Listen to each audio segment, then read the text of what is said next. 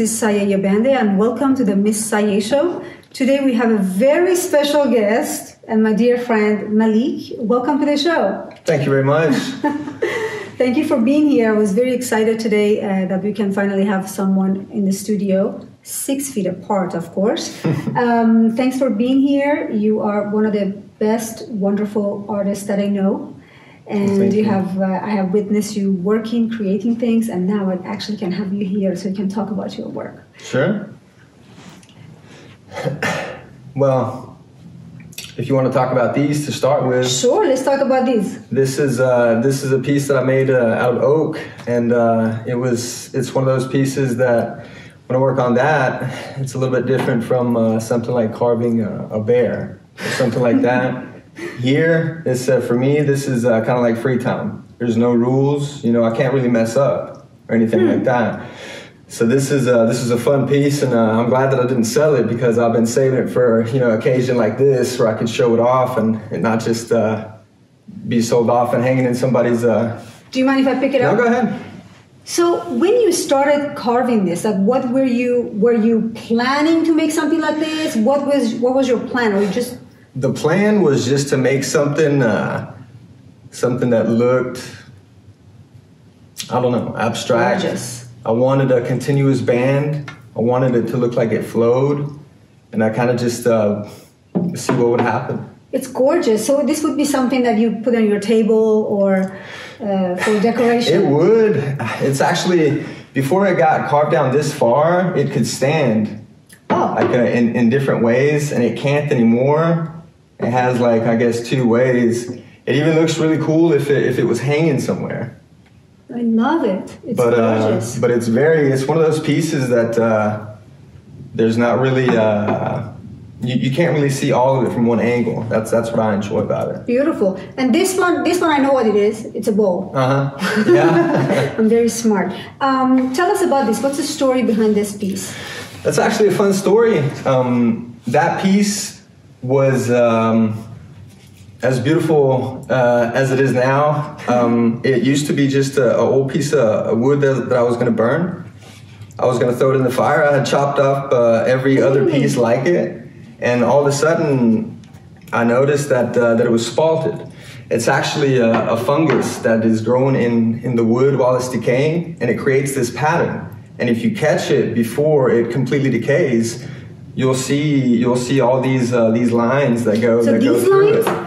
That's all natural. All the black, gorgeous. The black parts in it is a fungus, and it's called spalting when the wood gets those patterns. You give it new, beautiful meaning to a fungus. You know that? Because when you think of fungus, it's very surprising how what patterns that'll just emerge from a fungal body, so to speak. I also know that you have done some global work. Tell us about your international work. Well, last year in October for Halloween, Tivoli, which is the 2nd oldest amusement park in the world, asked me to come and carve their largest pumpkins. Each year they have a competition where they have, I think, 9 or 10 growers that compete to have the heaviest pumpkin. So I was asked to come, or I had actually asked them the year before if they'd ever had anybody carve the pumpkins. No, they hadn't, but it didn't fall through. But so last year they called me and asked if I wanted to do it, and of course I said yes. But one of the pumpkins was over 1,000 pounds. 1,000 pounds. So these growers actually compete on who's gonna grow the largest pumpkin. Oh, yeah. And then they bring the pumpkins to the amusement park, and artists like you, they get invited to carve these 1,000 pounds pumpkin. I mean, we have some footage that probably we could share with our audience as well, because I saw them and I love them, how the eyes and the mouth, they were so expressive. It wasn't just like a blend. No. They had characters, they have personalities. They turned out very well because they were the largest pumpkins I'd ever worked with. So there was a lot of material, a lot of things that I could do that I wasn't able to before. I mean, I was even, they recorded it live. They had a bunch of media coverage on it there, and I was actually inside one of the pumpkins, and then kicked off the lid and jumped out and made an appearance. But that's how big they were. But it was crazy. Was it planned for you to do that? Yeah, they come up and ask me, said, do you want to do this? And I said, yeah, well, I'll get into pumpkin. But I hadn't thought about that in this little hollow space that I was in, that there's only so much air.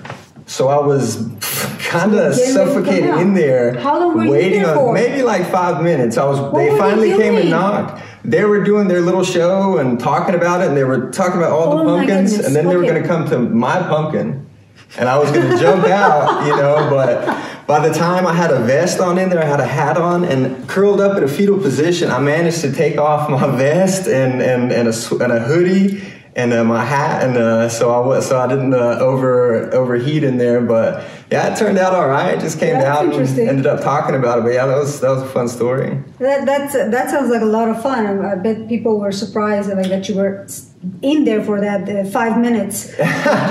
Yeah, I mean, I don't think that they were worried about me or anything like that. I mean, I didn't even think about it because it's a perfect seal. Like when you cut that lid off, and it's just a knife blade that goes through. I hadn't carved a face or anything, so it was a perfect seal, just like. So it wasn't. There was no opening. No, there wasn't anything. Oh my goodness! So the mouth wasn't open. No, not yet. I hadn't made that yet. Okay. Well, I'm glad you made it out. So I know for next time. Yeah, a couple of need like an oxygen hole for sure. Lovely. So let's move on to another subject. I know that you're very creative, as we can see. And what is the most favorite type of project that you enjoy working on, like truly like to get involved with and finish? Well, I like to do big pieces. Those are just like the pumpkins. The nature of doing something big, it's cooler. It's more enjoyable and it's more challenging. Something like this, when I work on it, I'll sit like this and I'll flip it all around. When I'm working on a big sculpture, I have to do a lot of moving. I have to work in positions that I never had before. And to talk about the sculpture that I did for you was probably like my crown jewel, so to say. But it was a giant piece. Maybe we have some footage of that to show as well. You definitely need to show some of that. I mean, it turned out better than I thought it would. So that was a plus. But as you know, we ran into a problem. It was rotten on the inside. Yes. And we had an original design with a big Papa Bear and some cubs, and we really liked that idea. But cutting into it, it was rotten. It was almost hollowed out. So what I loved about you did is that how you just roll with the punches. So we started with this big stump, and I was like, Malik, what do you think we can do with this? Like, okay, we're gonna make a big bear, and Dr. J would love to have a big bear. So we started, and then it was rotten, but he took a totally different direction, and the outcome is gorgeous to the point that we're so happy with this. With what we had in mind, this is just beyond our imagination. You definitely surprised our imagination, because we were thinking something, and you delivered something definitely above. Like I told you, I like to underpromise and overdeliver. It definitely gives an opportunity to wow more, I guess. But yeah, I mean, it was rotten, and it was almost to the point where we were thinking about just maybe not doing it at all. But I mean, what I love to do and working on big projects is that you work with what you got. That was the wood kind of decided which direction to go. Interesting. You couldn't force a big Papa Bear onto it. It just wasn't going to happen. Was it Michelangelo, the statue of David? There was a saying that he was saying that, what are you having created? He's like, no, it was already there. Yeah. I just allowed it to show itself. Yeah, he just had to uncover it. Uncover it. Discover it or whatever. He said it's already in there. You just had to remove everything that didn't belong or something like that. Yeah, we're kind of getting the point. We're getting the essence of it. But he was saying it very much more sophisticated than what we are saying it. But I mean, the same thing with what you created in my backyard with all the cups and the honey jar, and everyone has different character, and and one of them sleeping, and the mushroom and everything. I was really hoping you'd bring one of the mushrooms today. Oh yeah, I should have. I brought some pumpkins. That's a seasonal thing I do that I just happen to have laying around. I didn't really have any of the mushrooms laying around. Oh, look at that. But these are gourds or elongated pumpkins, whatever you want to call them. These are some of the more, like these are my, like this is what I do for fun and to develop my skill. And these are kind of like a seasonal thing that I sell for Halloween or fall or whatever. That's awesome. This one looks like a piggy bank. Is this happened by accident, or did you actually make this cut? No, that's actually very intentional. I'll tell you what, the first couple of years I was doing pumpkins, they would always, and they would crack and split horribly in the worst places. When? Like because of the weather change? Well, when I was carving, I would use green wood or basically green wood, pretty fresh to where it hadn't dried or cured yet. So whenever you start cutting in them, they're going to start drying. And they'll do that and they'll start cracking horribly. This one has a little crack in it here. I see that. And here. But so this is what I would call a pro tip. Yeah, for sure. Okay. I'll cut it here and here and here about as deep as you can without cutting through it, because that's a stress relief cut. Because when this thing is drying, it's gonna want to move. It's gonna crack and split and warp. But if you put those cuts into the core, you're kind of directing it where you want it to open up. I'm making this thing relieve all of its stress, everything, all the cracking that it's going to want to do while it's drying, right here. So interesting. And we're going to put it in the bottom. See here, it has a hairline crack right here, right? But it's tiny. If these hadn't have been here, this thing would have been split wide open.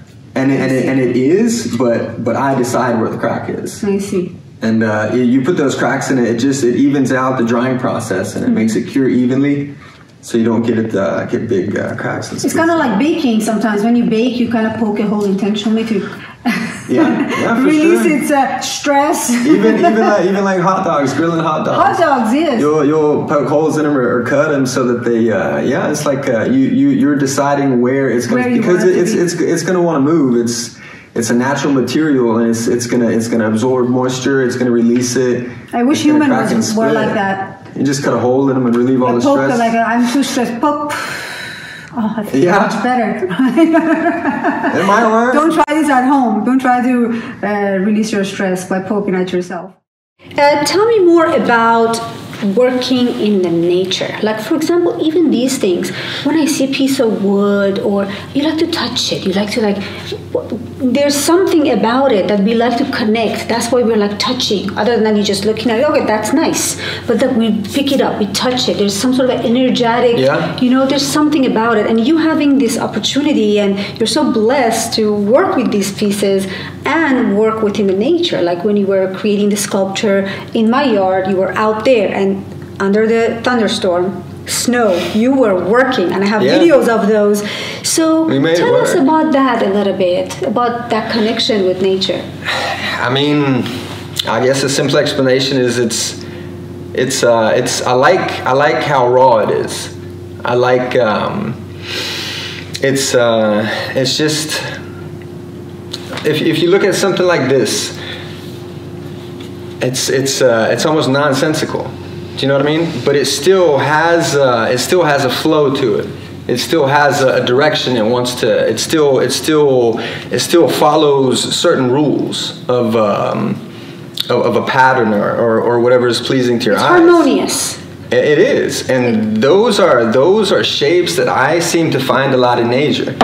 Like even this piece as well, just the way that the fungus has made a pattern, I couldn't duplicate it, and it's something that I haven't seen in anything else. It was almost it was hard to stop on this thing, because the more I would cut, the more this pattern would reveal itself. And you look at this stuff, and as much as you sand it and polish it, you almost realize that your eyes aren't even good enough to see like everything it has to offer. I just feel that there's something really magical about spending many hours alone. Yeah. With, in the nature with wood, with things that Definitely. are natural, and there's so much kind of a good positive energy in that. I mean, right now we can feel it more than ever. We are giving our earth a break by just, with this whole thing that is happening. We're staying in, the air is clear. I'm talking to my friends in Los Angeles and they're saying the air is so clear. Now they finally can see the sky. And, and then us just kind of taking a break, not driving too much. Just earth is happy right now. And I really think that it's just you have this opportunity to be able to be out there and connect. It's just a magical, it's a meditative state in a way. For sure. When I'm doing this, it all happens on its own. Like I can't, it's just, especially when you're out, if I'm outside carving, you just the sounds of birds, the smell of fresh wood. When you cut into it, just the smell. Smell of the fresh wood. It's something else. But like you mentioned, in these times, like my life hasn't. I mean, of course, you hear about everything, but my personal life hasn't changed that much. Do you know what I mean? Like this is what I spend my time on, and that's lovely. I feel like if you can live your life and the world can kind of, what do you call it? Not end but be affected in this way, and your everyday isn't affected, you must be doing something right. Beautiful. Like I feel like well, you're very lucky. I feel so. I mean, this is. I'm working with this. I'm exploring every day. I'm playing, and it is a play. It's enjoyable, and I'm very fortunate that people have shown interest. Yes, definitely. Sure. You are one of my favorite artists once again, and I would love to work with you more. And as you said, the world has been affected. However, you feel like you're still going, you're still enjoying, and you're still playing. And I have heard from many friends and many people that they have been able to take time to themselves to think about how do they want to live their life from here on. Maybe they want to play more. Maybe they want to pay attention to their hobbies more because they understanding what is really meaningful now to focus on, and where do they want to live. Like I see many people want to relocate to the suburbs or somewhere that has more nature. Oh yeah. They are realizing that going to their apartment or to their homes that they don't have access to nature is not as joyful. So I think it's just very interesting that you are touched up on that as well. I'm so happy to have you on this show. Is there anything else you'd like to add about your art pieces, about your work? If there is any interest, if anybody wants to get a hold of me, I have a website. It's called magicmade.com. I'll leave a link. There's also Facebook, Malik Mabe. You can see my art there. I guess we'll leave a link or something like that. Absolutely, yeah. We can share the link with everyone. And as you know, he is global, so he will travel and get the pieces done, especially the large pieces. We can show some of the slideshows of the work you have done, the work in our yard, the cubs, and all these beautiful pieces. Well, thank you so much for joining us today. Thank you, everyone, for tuning in to the Miss Sayé Show. And we look forward to seeing you guys next week.